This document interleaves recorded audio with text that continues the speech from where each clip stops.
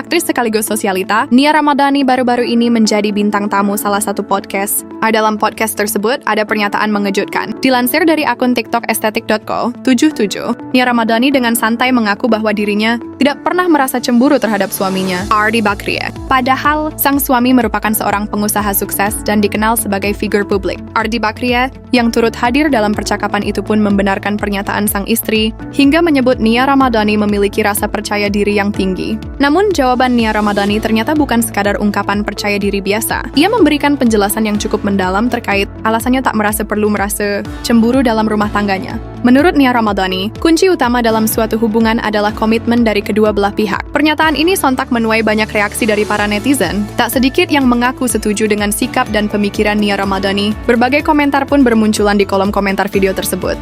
Netizen menyoroti bukan hanya soal kecantikan fisik Nia Ramadhani, tetapi juga tentang kepercayaan diri dan prinsip yang ia pegang.